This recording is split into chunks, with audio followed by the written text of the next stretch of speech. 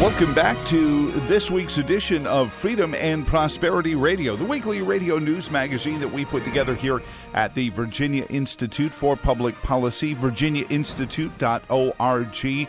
I tell you, the folks at FIRE are in the news defending the free speech rights of a UVA student. If you go back in the archives, you'll find Greg Luciano on this program talking about the work they do to defend free speech on campuses. Ripped from the headlines, H.R. 1 through 5, Nancy Pelosi's laundry list of things she wanted to do. First, right out of the box, the Inequality Act is what we call it around here, around the water cooler, and it is some chilling stuff. And to take us inside of it a little bit, outgoing Republican National Committee member from the Commonwealth of Virginia, great friend of the program, Cynthia Dunbar. Cynthia, welcome back. How are you doing?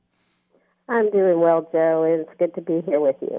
Not at all. And it used to be fun to take the names of these bills and point to how they're really the opposite.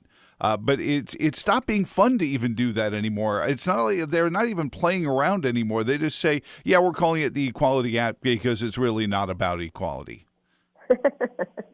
I know. I mean, the thing is, you used to think, well, if they ever talk, directly about the mission or the vision or what's behind this particular public policy, the people would move away. But they've been very, very emboldened. And I think after this last election, shall we call it debacle, even more so. So it's very, very frustrating. And what they're trying to push through, what's even more frustrating is they had the backup plan of the executive order with Biden that they've already pushed through. So this is kind of like the check the boxes by having the Equality Act actually go through the process of the legislative action. And I want to talk a little bit about that because, we've already had it pushed through somewhat through Bostic and the Supreme Court decision, and we have an executive order, and now we're finally trying to get something done legislatively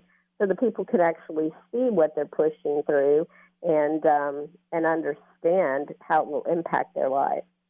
Well, and look at it this way, and it starts to become, and I think what you're talking about is the most important part is, we all want people to have equal opportunity.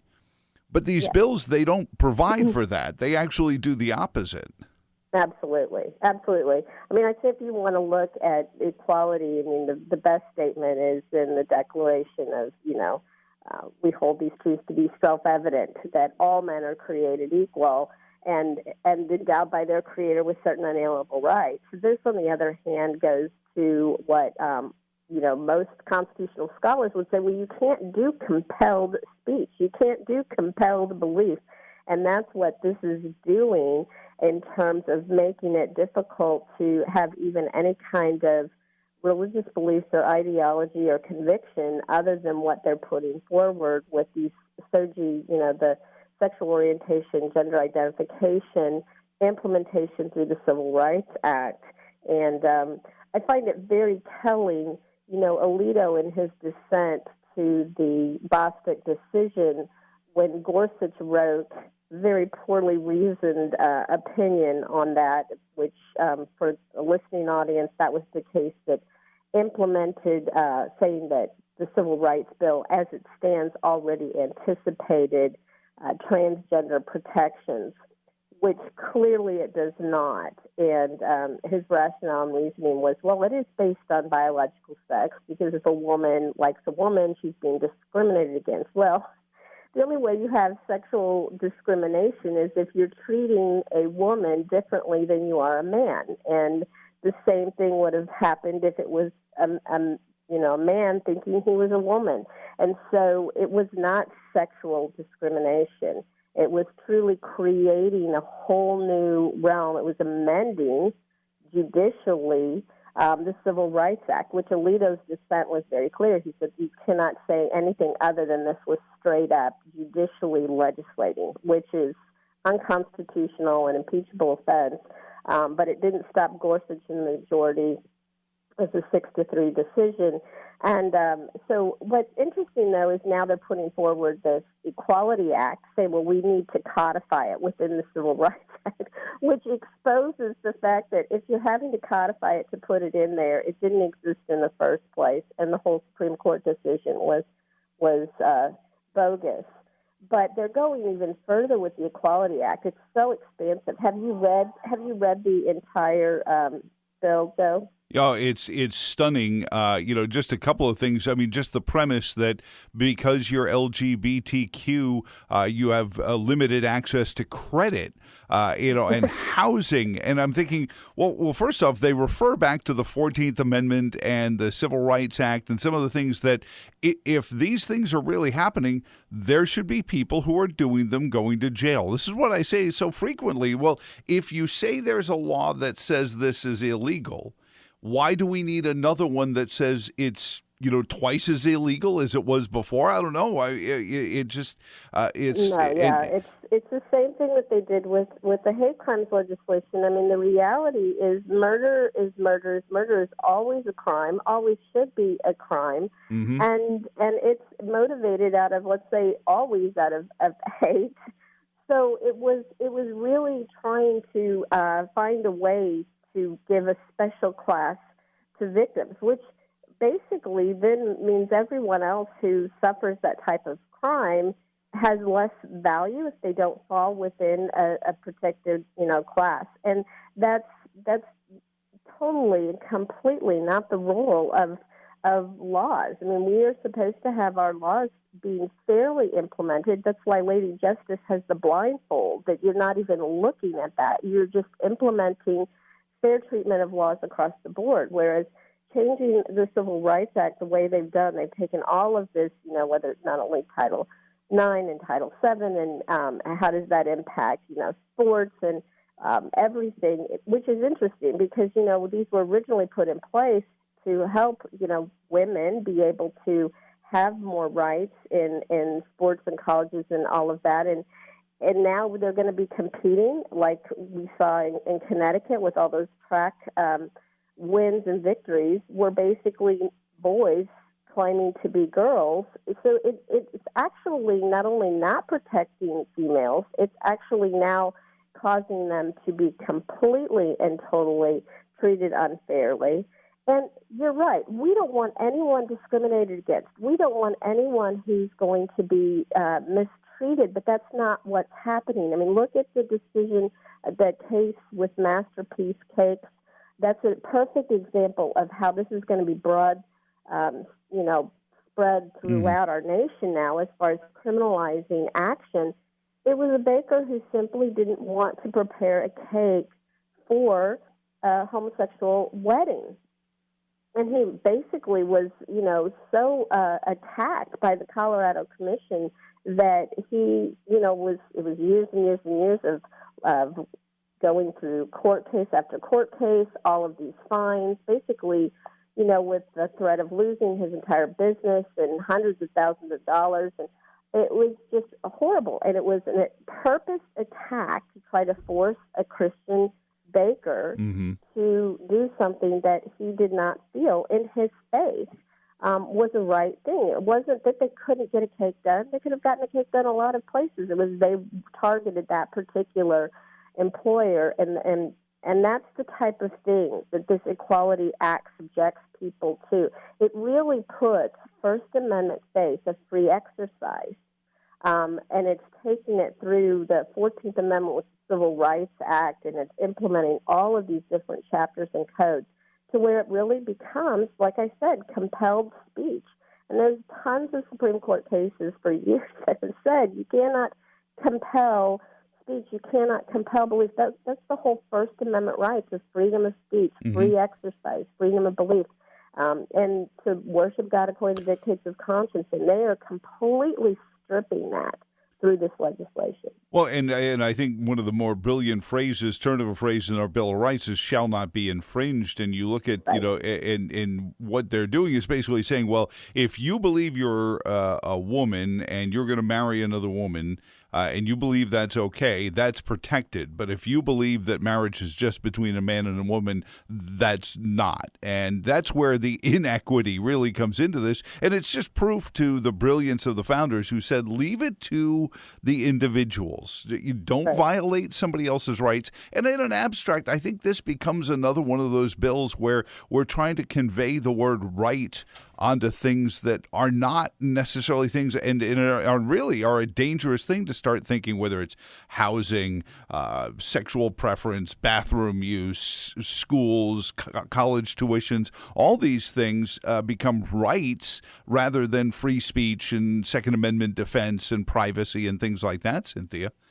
Absolutely. And it's not even just we're going to protect this belief or we're not going to protect this. It's we're going to criminalize. If you believe that, God created marriage between one man and one woman, and that's biologically identified, that you are now subject to actual criminal penalties. I mean, this is the whole reason why this nation was founded, was, people seeking that type of freedom and protection. And now we are once again being exposed to the fact that you can suffer criminal penalties. And so it's very serious. And I think what's even more problematic is a lot of this is self-identified.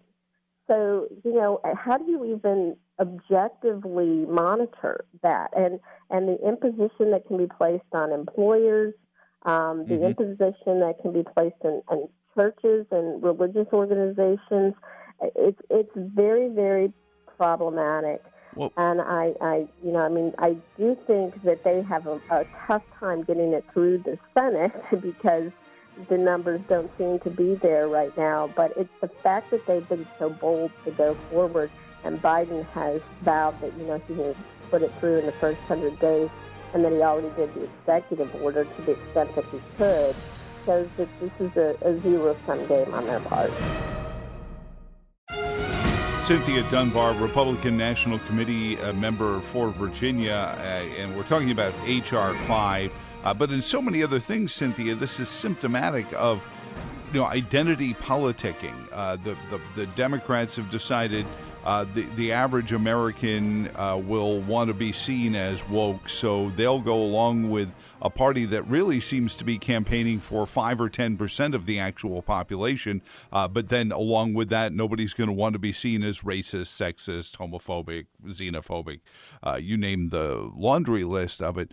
To the point of saying, all right, we're going to shut down athletic events because they don't have facilities. We're going to make entire stadiums get torn down because you can't have communal bathrooms anymore, or you have to make them, gender neutral. And on top of that, it is actually anti-women because it flies in the face of Title IX, which we can argue whether or not Title IX was a good idea or not. But we just watched a couple of dudes set every Connecticut track and field record because they decided they were a woman this week. Right. I mean, it really undoes all rights that women had through Title IX, as you just mentioned. And there's zero protection. And again, it goes subjectively because it's like they're biological males self-identifying as females, and then they get to go in and take, these girls who've worked years and years and years to become athletes at a high level and just have it ripped out from under them. The whole thing, it's completely illogical, just like I was mentioning, Gorsuch's reasoning in the Bostick decision. But I think, what we have, and you just mentioned this as far as like the woke mentality and people not wanting to seem like they are in any way discriminatory or homophobic or racist or whatever. What you have, though, is you have the most militant group, and Antifa, and they say it's alt-right, but it's really alt-left, and they're just pushing their agenda, and they're doing it very violently, very defiantly, like, I dare you to speak against us. And so it pushes a majority of people in that direction because, quite honestly, who wants to stand up and oppose that? But that shows the very basis of tyranny. That is what you see in other nations that don't have the liberties that America has, where they come in and dictatorially control through fear and being tyrants. Mm-hmm. And it should not ever even be allowed to exist in our nation. And the fact that we've gone this far, and a lot of it does connect with education and what they're teaching the next generations as far as social justice issues and those types of things that they're painting in a particular light. This does not match what's historically accurate, and it's a very frightening thing if we think that our nation can be stripping away all of our liberties. Yep. Surreptitiously, that quickly. And as you mentioned, unintended consequences. I think if you really are lesbian or homosexual, you'd be furious, because one of the things I read into this bill is what you're going to do is you're going to create fraudsters, people who say, well, I want to get into this college, so I'm going to pretend to be gay because I know they've got a quota, or I want to get this job, so I'm going to pretend to be gay. I think that if I was a gay man, that would offend me more than anything. Well, and we've seen that throughout history. I mean, we've even seen that done, with race and certain people trying to present in a particular racial light on their employment records or whatever. So we know that happens. Elizabeth Warren. It's even more suspect when it's something where you can self-identify. So, I mean, it's like, how do you, it's not even like there has to be any objective proof with that. And we see that even, again, going back to education with the forcing of pronouns. And if you've looked at that in the list, it's like, oh, my gosh, it reads like a Dr. Seuss book. Oh, not trying to bring Dr. Seuss in on this. That's why we can't have Dr. Seuss anymore.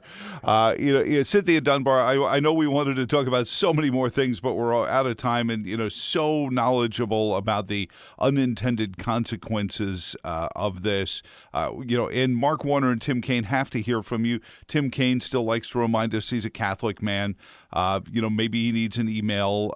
Maybe he needs, to be reminded about what happens when the state tries to dictate to the church. I don't know, but something has to work on these guys. Absolutely. And it's kind of sad because we've had that kind of representation at the higher levels in Virginia, solidly Democratic representation. And yet when I was National Committeewoman and went around the state, I saw that Virginia is not overtly blue. At minimum, purple, but most of the state is very, very, very red. And so we don't have representation through our senators and governor, and they work against our beliefs and ideals. And I think we need to, as a state and constituents, start being much more vocal, not only to our representative elected officials, but in who we have representing us so that it matches our voice more clearly. Got to be involved. Cynthia, thank you so much for your visit this week. It's my pleasure, Joe. You have a great week.